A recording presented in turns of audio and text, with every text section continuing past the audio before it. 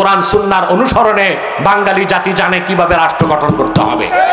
সেজন্য ওলামায়ে কেরামকে এক হইতে হবে। আমার দেশে সমস্যা আলেমদেরকে নিয়ে, ওনারা এক হইতে শিখে নাই। ওনারা এখনো ঝগড়া করতেছে কার টুপি গোল কারটা লম্বা। মিয়া আলেমরা যদি এক না হন দেশ হারাবেন, কল্লাই তো থাকবে না। কল্লা না থাকলে টুপি কই লাগাবেন? মাসলাকগত দ্বন্দ্ব থাকতেই পারে, আমি তো আগেই বলেছি মাসলাক যার যার দিন ইসলাম সবার, ঠিক না? মাসলাক যার যার দিন ইসলাম সবার। ওলামায়ে কেরাম কান পেতে শুনে রাখুন, যদি বাংলাদেশে যে সুযোগ এসেছে তা যদি হাতছাড়া হয়, আগামী 50 বছর আপনাদের হাতে আর সুযোগ আসবে না। অতএব ইসলামের সুমহান স্বার্থ রক্ষায়, মুসলমানদের মৌলিক দাবিগুলো আদায়ে আর শরিয়া রাষ্ট্র তৈরি করার জন্য এই মুহূর্তেই দেশের সমস্ত ওলামায়ে কেরামকে এক প্ল্যাটফর্মে আসতে হবে বাংলাদেশে। এটা চান আপনারা? জনগণকে বাধ্য করতে হবে আলেমদেরকে, আমার মাসলাক আমার কাছে, তোমারটা তোমার কাছে। মাসলাক যার যার, দিন ইসলাম সবার। স্লোগানটা দেন, মাসলাক যার যার, মাসলাক যার যার, মাসলাক যার যার। এই সূত্রে আমরা এক হতে পারি, দ্বীনের মৌলিক স্বার্থে আমরা এক হতে পারি, আর এক হতেই হবে। এবং এখন যদি এটা হাতছাড়া হয়ে যায়, এই রকম সুযোগ 50 বছরও আর এদেশের মুসলমানের ভাগ্যে আসতে না পারে। আর সাধারণ জনগণের কাজ হচ্ছে সৎ কাজকে হৃদয়ে লালন করবে, অসৎ কাজকে বর্জন করবে। আমরা এভাবে একটি সমৃদ্ধ বাংলাদেশ বানাতে চাই। শরিয়া আইনের মাধ্যমেই ওই বাংলাদেশ যদি হয়, সেই দেশ একটা সমৃদ্ধ দেশ হবে, একটা স্বাধীন রাষ্ট্র হবে। একটি কথা আপনারা মেনে নিবেন না তাও বলছি, 1947-এ বাংলাদেশ আসলে স্বাধীন হয় নাই, 1971-ও স্বাধীন হয় নাই, 2024-ও স্বাধীন হয় নাই। এখনো দেশ স্বাধীন করা বাকি আছে। স্বাধীন দেশ তো সেই দেশ যেই দেশের জনগণ নিজেরা তাদের নীতি প্রণয়ন করতে পারে। আমাদের কি ক্ষমতা আছে নীতি প্রণয়ন করার? কথা বলে না, আছে আমাদের ক্ষমতা? এই যে জাতিসংঘ এসে মানবাধিকার অফিস করছে ঢাকায়, কথা বলে না।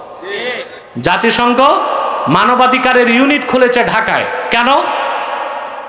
জনগণের সমর্থন তো তারা নেয় নাই, কারণ যুক্তরাষ্ট্রের বাংলাদেশি কিছু করতে এই দেশের জনগণের সমর্থনের দরকার নাই।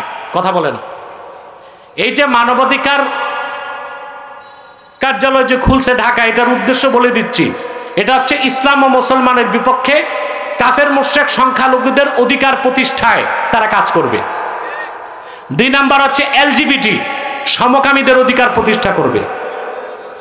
3 নাম্বার হচ্ছে নারী পুরুষের সমান অধিকারের নামে নারীদেরকে বেপরদা করে রাস্তায় নামাবে। এগুলো করার জন্য তারা জাতিসংঘের কার্যালয় ঢাকায় করা হয়েছে। বাংলাদেশের মুসলমানদের মতামত নেওয়া হয় নাই।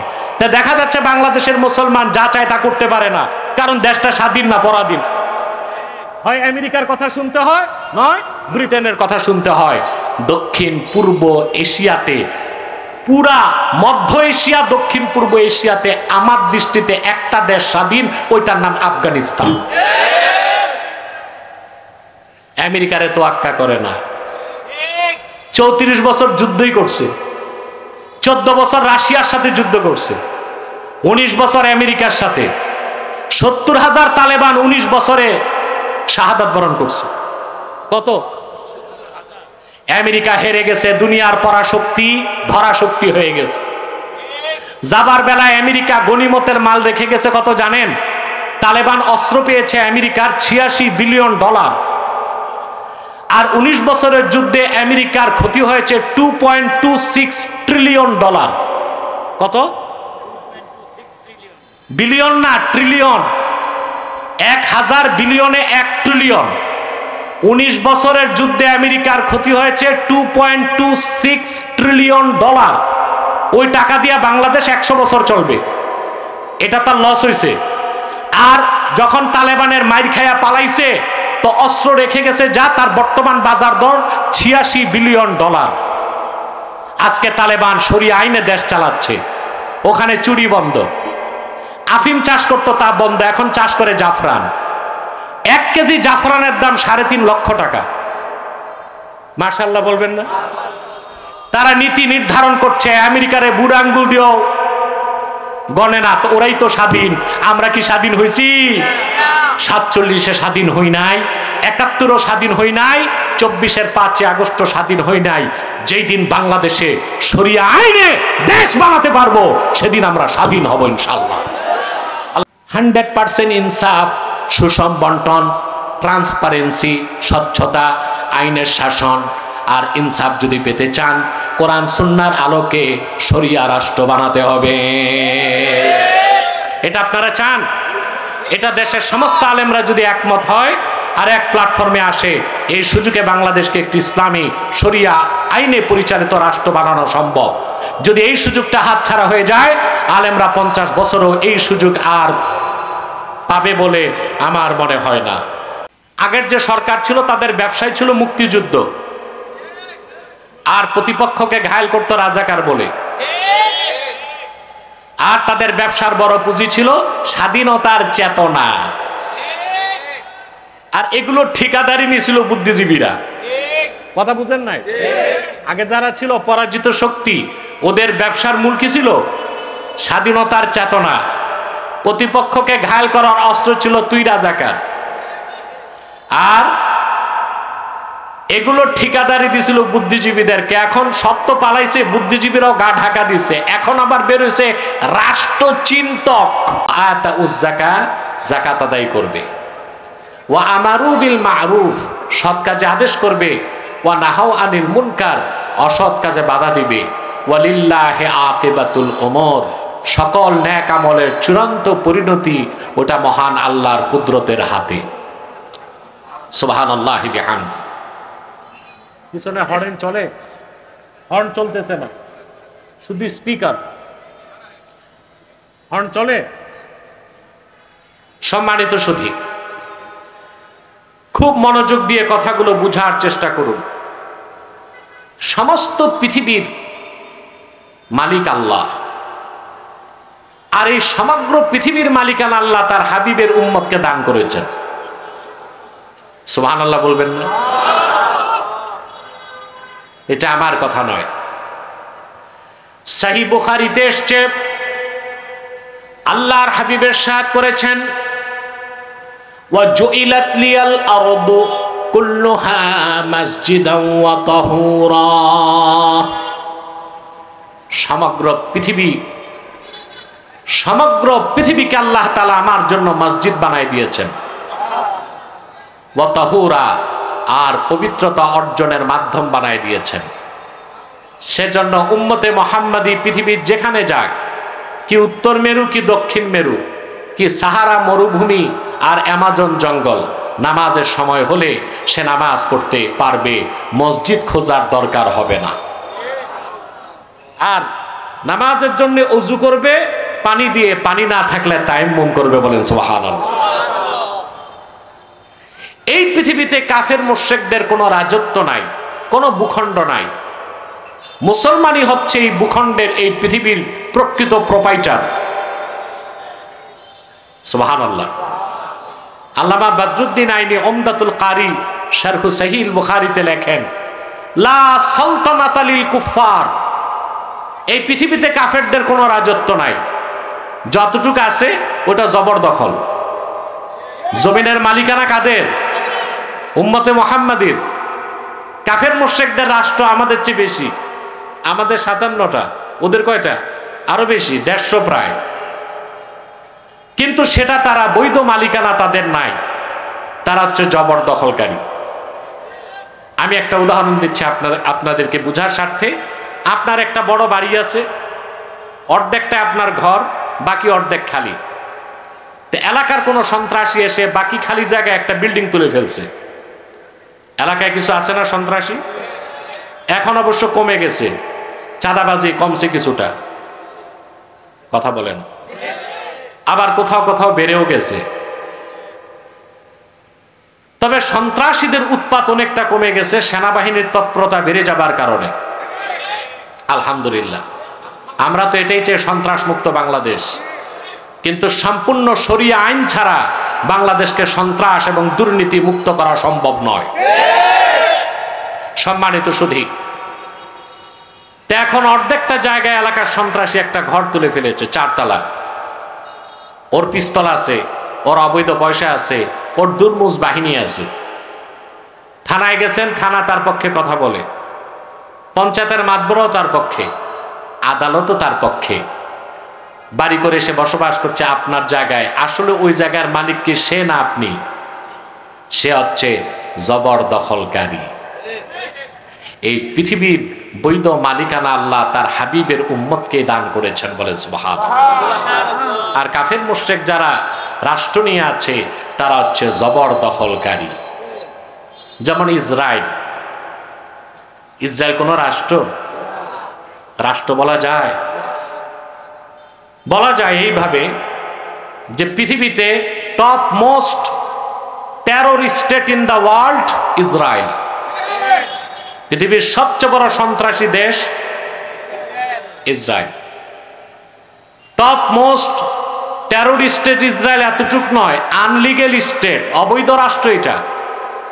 ফিলিস্তিন পুরাটাই আরবি মুসলমানদের, ইসরায়েল সেখানে জবরদখল করেছে, ঠিক না? আর ইসরায়েল টিকে আছে মার্কিন যুক্তরাষ্ট্রের নেতৃত্বে পশ্চিমাদের অবৈধ সহযোগিতার মাধ্যমে।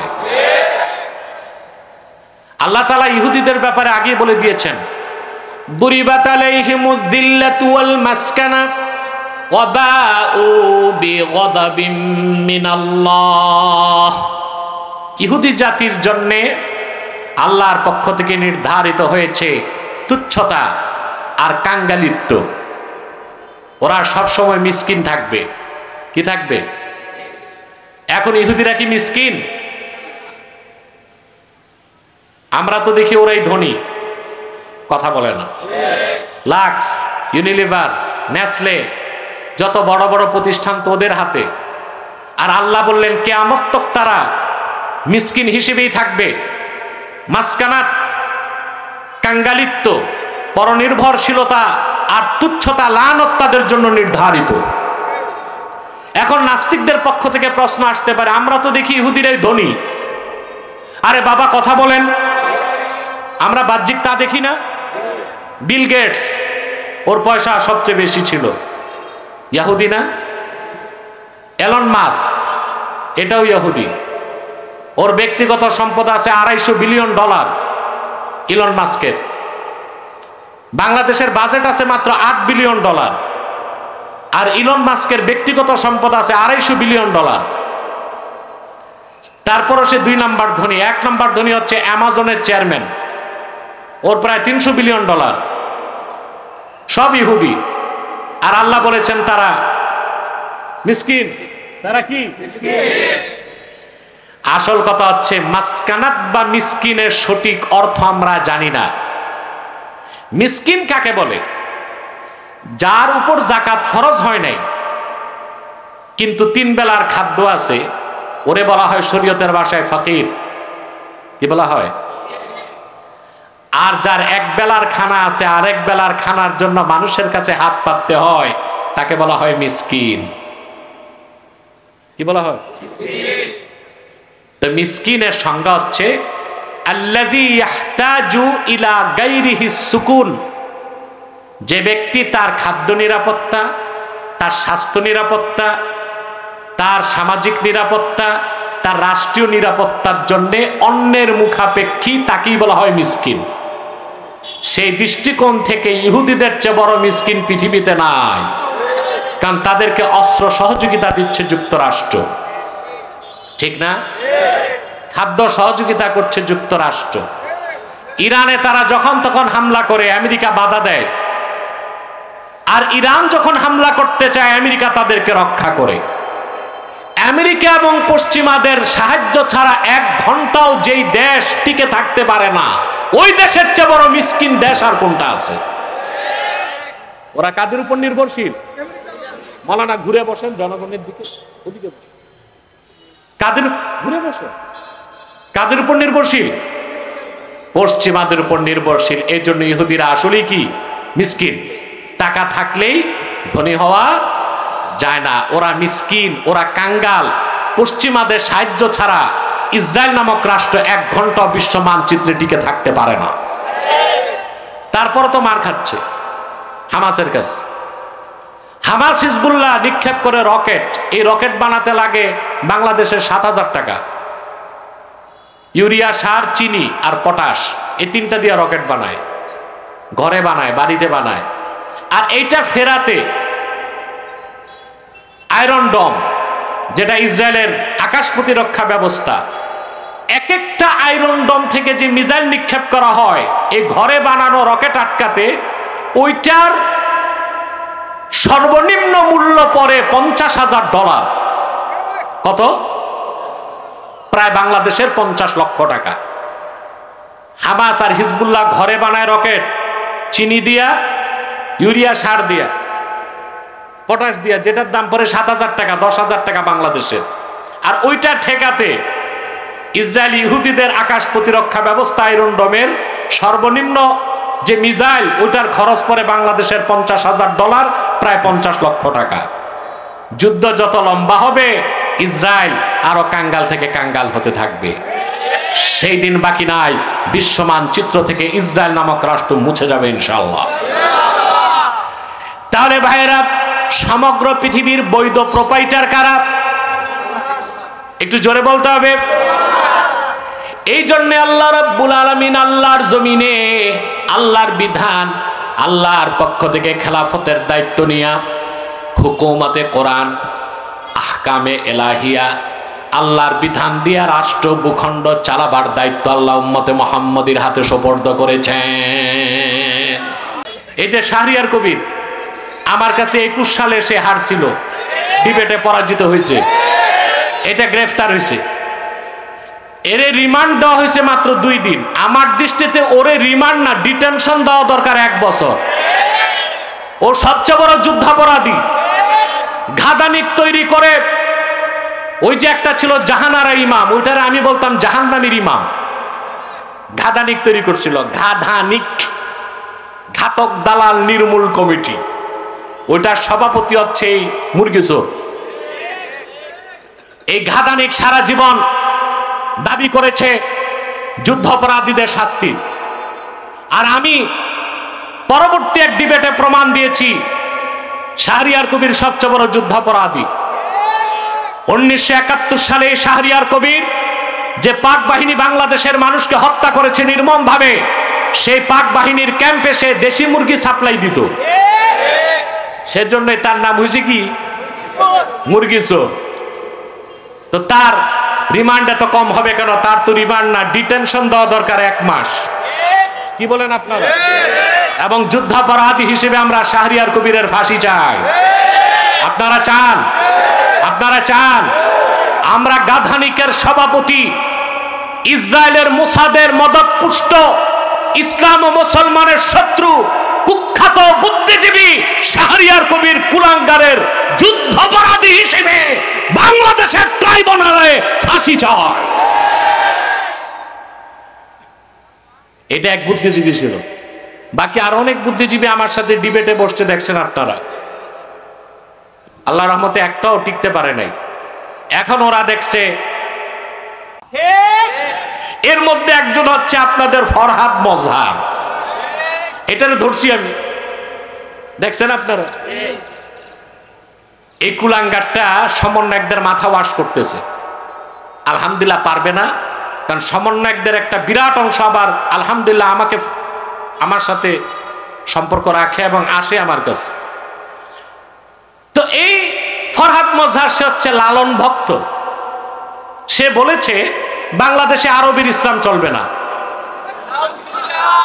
আরবের ইসলাম ছাড়া ইসলাম আছে? তো সে তো ইসলামকে অস্বীকার করছে। আমি স্পষ্ট বাইতুল মুকাররমের বক্তব্য বলেছি, এই বক্তব্যের কারণে ফরহাদ মজহার কাফের হয়ে গেছে, নিঃসন্দেহে কাফের হয়ে গেছে। তার সুরতটা দেখছেন? আপনি দেখছেন তার সুরত? সাদা কুর্তা, এত মোটা আলুগিরি পায়জামা, ওটার ভিতর নাতিরে ঢুকানো যাবে। মাথায় কিম্বুত কিমাকার টুপি, নাভি পর্যন্ত রবি ঠাকুরের মতো দাড়ি, সামনে এত মোটা মোষ, দাঁত কয়টা গোনা যায় না, পিছনে সরস্বতীর মূর্তি, সামনে লালনের বেহালা। এই হচ্ছে রাষ্ট্রচিন্তক। আমাদেরকে কেমনে রাষ্ট্র হবে শিখায়। বেটা তোমার সবক নিয়া রাষ্ট্র আমরা গঠন করব না। কথাগুলো বুঝতেছেন? তাহলে প্রিয় ভাইরা, যে কথা বলছিলাম যে এই ভূখণ্ডের মালিকানা আল্লাহ দিয়েছেন কাকে? কাদেরকে? উম্মতে মুহাম্মাদীকে। সুবহানাল্লাহ বলবেন না? রাষ্ট্র ক্ষমতার মালিক হলে তারা 4টা নীতি বাস্তবায়ন করবে। কয়টা? আল্লাহ রাব্বুল আলামিন বলেন আকামুস সালাত, রাষ্ট্রীয়ভাবে তারা নামাজ প্রতিষ্ঠা করবে। ওয়া আতাউজ যাকাত, রাষ্ট্রীয়ভাবে যাকাত আদায় করবে। এখানে ব্যাখ্যা হচ্ছে আকামুস সালাতা জাবরান ওয়া আতাউজ যাকাতা কহরান, নামাজকে প্রতিষ্ঠা করবে রাষ্ট্রীয়ভাবে, নামাজ না পড়লে শাসন করা হবে, যাকাত আদায় করা হবে জোর করে। কারণ ধনীর সম্পদে যাকাত হচ্ছে গরিবের হক।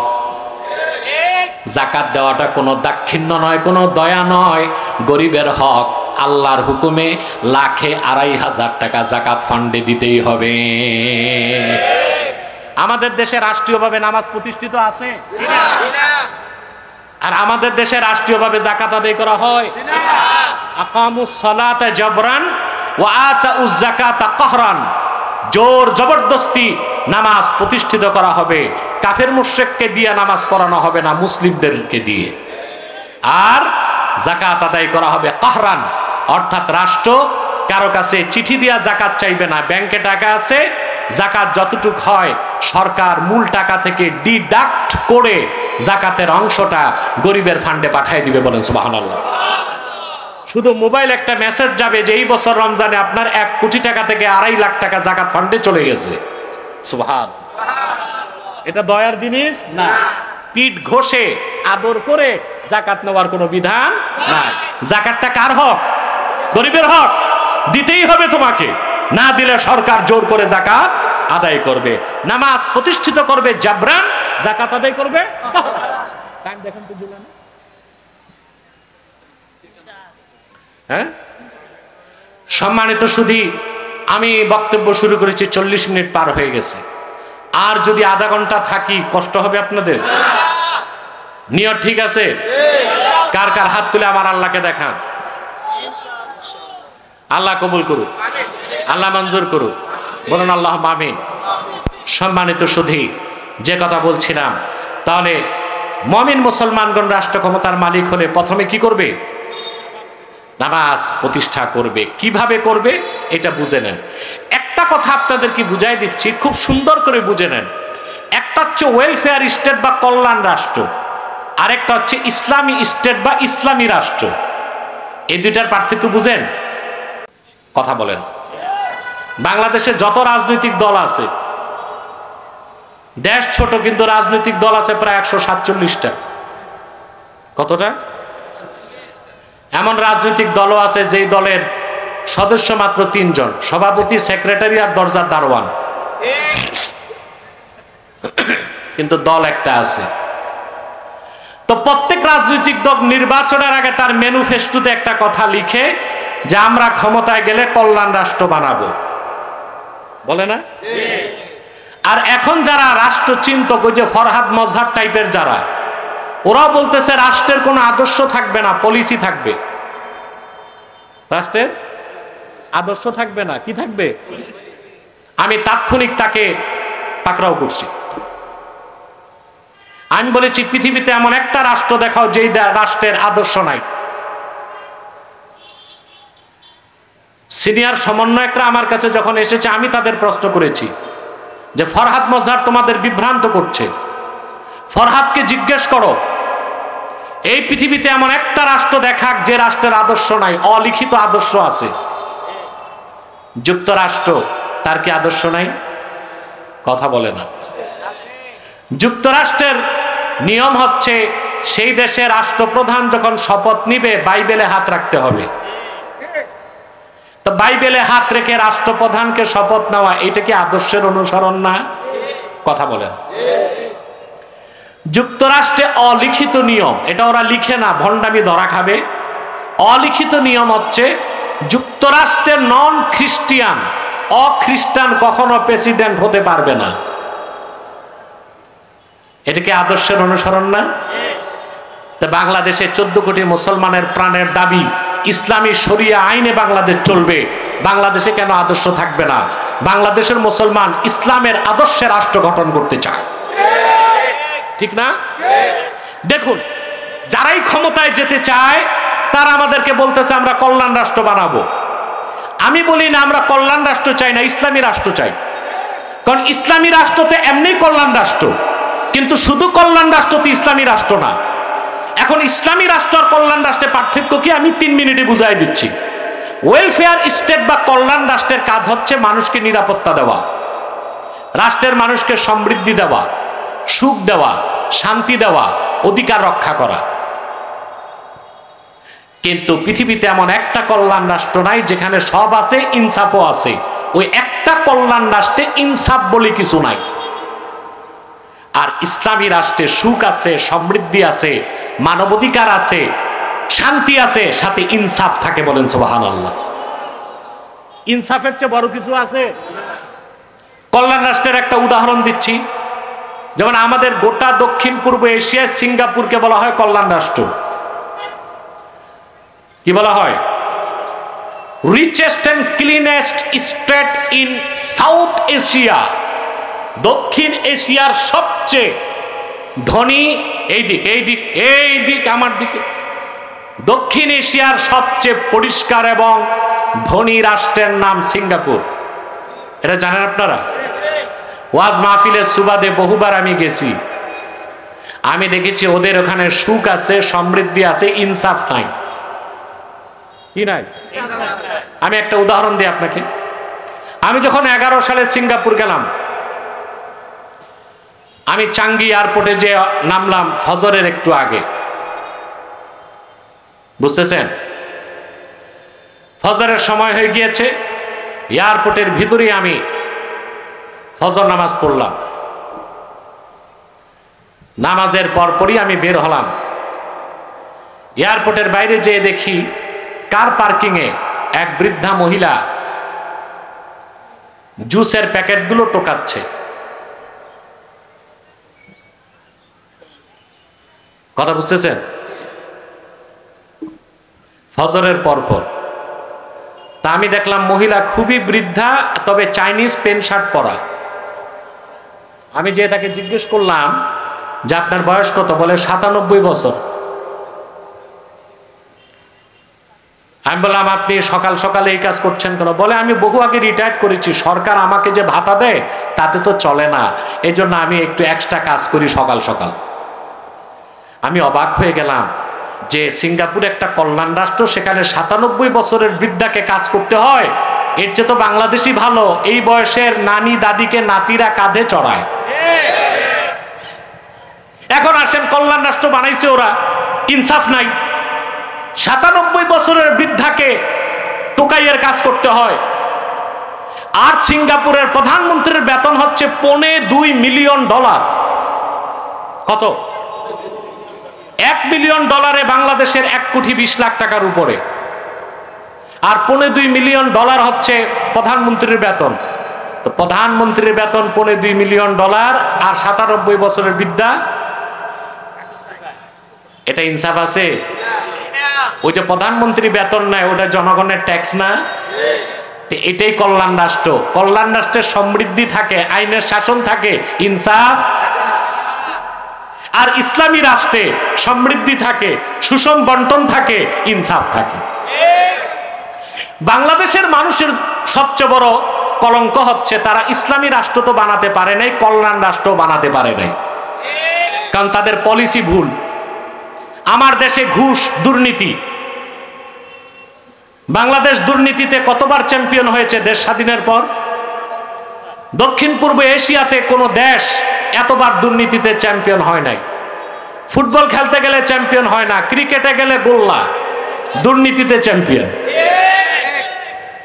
কেমনে হবে? ওই ক্রিকেট বোর্ডেও দুর্নীতি, ফুটবল ফেডারেশনে দুর্নীতি, সব জায়গায় আত্মীয়করণ, সব জায়গায় দলীয়করণ, সব জায়গায় দুর্নীতি। সচিব, এমপি, মন্ত্রী সবই তো চোর আর চুরি চামারি করে। বিগত পরাজিত শক্তি 2 লক্ষ কোটি টাকা বাংলাদেশ থেকে পাচার করেছে বিদেশে। বর্তমান সরকার বলছে টাকা ফেরত আনবে। মুসলমান তোমরা লিখে রাখতে পারো আব্বাসীর কথা, 1 টাকাও বিদেশে পাচার হয়েছে সরকার ফেরত আনতে পারবে না। কেন পারবে না? যারা দেশ থেকে টাকা পাচার করছে ওরা ছিল ছোট চোর, আর যাদের কাছে টাকা পাঠাইছে ওরা হচ্ছে বড় চোর। বড় চোর কখনো ছোট চোরদের টাকা ফেরত দেয় না। এই যে টাকা ফেরত আনবে, অর্থ উপদেষ্টা বলতেছে এটা হচ্ছে আইওয়াশ, আমাদেরকে সান্ত্বনা দিচ্ছে। বাংলাদেশের মানুষ বাচ্চা না, বাচ্চাদেরকে মোয়া আর চকলেট দিয়া সান্ত্বনা দেওয়া যায়। এদেশের মুসলমান বাচ্চা না, এদের বিবেক বুদ্ধি আছে, 1 টাকাও ফেরত আসবে না। ভবিষ্যতে রাষ্ট্র ক্ষমতায় যে আমার বাঙালির রক্ত পানি করা ঘামের পয়সা যেন বিদেশে কেউ পাচার করতে না পারে, সেজন্য কঠিন আইনের ব্যবস্থা করতে হবে।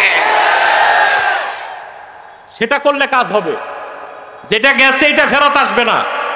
ভবিষ্যতে যেন কেউ ক্ষমতায় যে আমার দেশের জনগণের টাকা চুরি করে বিদেশ পাচার করতে না পারে, সেজন্য আমাদের আইন করতে হবে।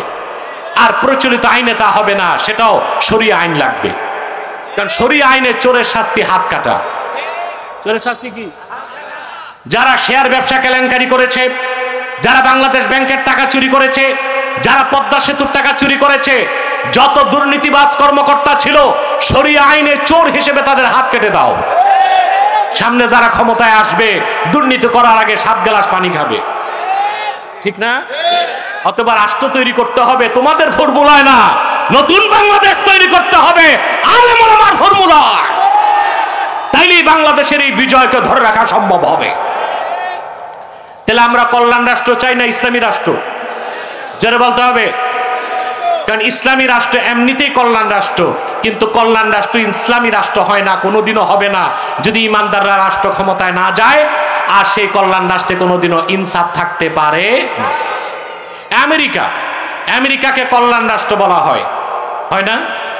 আমেরিকা কি ইনসাফ আছে? যখন তখন শ্বেতাঙ্গরা কৃষ্ণাঙ্গদেরকে গুলি করে হত্যা করে।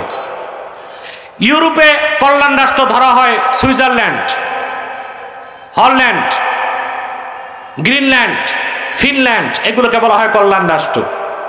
আপনি একটু ইন্টারনেট সার্চ দিয়ে দেখেন, ইউরোপের কল্যাণ রাষ্ট্রগুলোতে জনগণ ট্যাক্স দেয় 50%, অর্থাৎ যার 1 লাখ টাকা ইনকাম 50,000 টাকা সরকারের কোষাগারে দিয়ে দেয়। ইসলাম এটাকে সমর্থন করে না। আপনার রক্ত পানি করা ঘামের পয়সা অর্ধেকটাই আপনি সরকারকে দিবেন, আর সরকার ওইটা দিয়ে কল্যাণ রাষ্ট্র বানাবে। এই কল্যাণ রাষ্ট্রের কোনো দরকার। তাহলে মুসলমান ভাইয়েরা, যারা এখন কল্যাণ রাষ্ট্রের স্লোগান দিচ্ছে, কল্যাণ রাষ্ট্রের মাধ্যমে সমাজ ইনসাফ কায়েম হয় না, ঠিক কিনা বলে? তাহলে সম্মানিত সুধী, ইসলামী রাষ্ট্র যেটা হবে, শরিয়া আইন অনুযায়ী যেই দেশ তৈরি হবে, সেই দেশের মধ্যে রাষ্ট্র ক্ষমতায় গেলে মুসলমানেরা কয়টা নীতি বাস্তবায়ন করবে? আকামুস সালাহ, নামাজকে প্রতিষ্ঠা করবে জাবরান, ওয়া আতাউজ যাকাত, যাকাত আদায় করবে কাহরান। অর্থাৎ যেই দেশে ইসলামী রাষ্ট্র প্রতিষ্ঠিত হয়ে যাবে, রাষ্ট্র তার রাষ্ট্রীয় তত্ত্বাবধানে নামাজ প্রতিষ্ঠা করবে। অর্থাৎ যারা নামাজ পড়বে না মুসলিম, তাদেরকে শাস্তির আওতায় আনা হবে। আমাদের দেশে বেনামাজি শাস্তি আছে? কথা বলেন। রাষ্ট্র যদি কোরআন সুন্নাহর আইনে দেশে নামাজ কায়েম করে, মানুষগুলো চরিত্রবান হয়ে যাবে, হবে কি না? এখন মানুষ চরিত্রবান হয় না কেন? আমাদের দেশে কর্মকর্তারা পড়াশোনা কিন্তু কম নাই। যে লোকটা সচিব হয়েছে সে কম পড়ছে? কথা বলে না। কত পড়তে হয় জানেন? এসএসসি, এইচএসসি, মাস্টার্স, অনার্স, তারপর বিসিএস ক্যাডার, তারপরে চাকরি। চাকরি নিতে যাইয়া মামু আর খালুদেরকে 30 লাখ টাকা দিতে হয়েছে, হয় না? তারপরে একটা লোক চাকরি পায়, 26 বছর চাকরি করলে সে হয় পূর্ণ সচিব। কত বছর? আপনি খোঁজ নিয়ে দেখেন, বাংলাদেশে একজন পূর্ণ সচিবের স্কেল বা বেতন হচ্ছে মাত্র 78,000 টাকা। কত? হ্যাঁ, একটা ড্রাইভার পায়, খাদেম পায়, বাড়ি পায়, গাড়ি পায়, সব মিলিয়ে একজন সচিবের বেতন মাত্র 1 লাখ টাকা। তেলক তো 30 লাখ টাকা ঘুষই দিছে, মাসে পাবে 1 লাখ টাকা। তার ঘুষ তুলতেই তো 30 মাস। কথা বলেন, ঘুষ তুলতেই 30 মাস, তো এই লোক ঘুষ খাবে না তো করবে কি? এই জন্য কল্যাণ রাষ্ট্রগুলোতে কি করে, সরকারি কর্মকর্তাদের বেতন দেয় সবচেয়ে বেশি, যেন ওরা ঘুষ খাওয়ার প্রয়োজনীয়তা অনুভব না করে। এই যে আপনাদের এলাকায় সরকারি হাসপাতালগুলোতে ট্রিটমেন্ট আছে, কথা বলেন, প্রত্যেক হাসপাতালে কিন্তু একজন বিসিএস ডাক্তার আছে না? ডাক্তারে গিয়ে হাসপাতালে পাবেন না, ও দেখবেন কুমিল্লা যায় বড় হাসপাতালে রুগী দেখে। রুগী দেখার নিয়ম হচ্ছে 10 জন, সে দেখবে 150 জন। নারায়ণগঞ্জ পপুলারে কিছু ডাক্তার আছে সরকারি, এরা হাসপাতালেও চাকরি করে, আবার রাত 2:30 পর্যন্ত রুগী দেখে। যে ডাক্তার সারাদিন হাসপাতালে চাকরি করে রাত 2:30 পর্যন্ত রুগী দেখে, তার নিজেরই তো মাথা ঠিক নাই, ও আবার ট্রিটমেন্ট দিবে কি? আমার গত সপ্তাহে মাহফিল ছিল জহুরুল ইসলাম মেডিকেল কলেজে। আমি ছাত্রদেরকে জিজ্ঞেস করলাম বিসিএস ডাক্তারের বেতন কত? বলে হুজুর মোটে 26,000 টাকা। এখন 26,000 টাকা সরকার যে ডাক্তারের বেতন দিবে, ওই ডাক্তার তো এক্সট্রা রুগী দেখবেই, কথা বলে না? আমি লন্ডনে দেখেছি, আমি 14 দিন ছিলাম, আমি কোনো ট্রিটমেন্ট পাই নাই। ওখানে ট্রিটমেন্টের নীতি খুব কড়া, আমাকে ওষুধ পর্যন্ত দেয় না, রেজিস্টার্ড হতে হবে, এই নিয়ম সেই নিয়ম। এর মানে ওই অবস্থা হয়েছে যে ডাক্তার আসতে আসতে রুগী মারা যাবে, ওই অবস্থা। আমি আর ওষুধ খেতেও পারি নাই, ওষুধ ছাড়া ছিলাম 1 সপ্তাহ, কিন্তু কন্ট্রোল করে ফেলেছি, খাবার দাবার ছেড়ে দিছি, কারণ আমাকে তো ওষুধ লাগবে। আর ওরা ওষুধ দিচ্ছে না, ওদের নিয়ম রেজিস্ট্রেশন করে ওষুধ দিতে হবে। আমি খোঁজ নিয়ে দেখলাম লন্ডনে একজন জিপি জেনারেল ফিজিশিয়ানের বেতন হচ্ছে বাংলাদেশের 1,20,00,000 টাকা। জিপি ছোট ডাক্তার, জেনারেল ফিজিশিয়ান, তার যে বেতন বাংলাদেশের 1,20,00,000 টাকার উপরে। ওই ডাক্তারটা কি আর এক্সট্রা রুগী দেখবে? কথা বলে না। ইনভেস্টিগেশনের নামে কমিশন খাবে, 10 জন রোগীর বেশি দেখবে। আমরা আসলে কিচ্ছু পাই নাই, না ইসলামী রাষ্ট্র করে পরকালে মুক্তির ব্যবস্থা করলাম, না কল্যাণ রাষ্ট্র বানাইতে পারলাম। আমরা এখনো যেই সেই আছি। অতএব যারা রাষ্ট্রচিন্তক নতুন বাংলাদেশ বানাতে চান, আপনাদেরকে যদি সত্যিকার অর্থে নতুন বাংলাদেশ গড়তে চান, সমৃদ্ধ বাংলাদেশ, দুর্নীতিমুক্ত বাংলাদেশ, শরিয়া রাষ্ট্র ছাড়া এটা সম্ভব নয়। সম্ভব? এটা সম্ভব নয়। সেজন্য আল্লাহ রাব্বুল আলামিনের নির্দেশ, মুসলিমগণ যদি জনপদের দায়িত্ব পায় তারা নামাজ কায়েম করবে। সরকারি কর্মকর্তা যারা নামাজের সময় সচিবালয়ের মসজিদে চলে যাবে, মন্ত্রীরা মসজিদে চলে যাবে। খেয়াল করতেছেন কথা?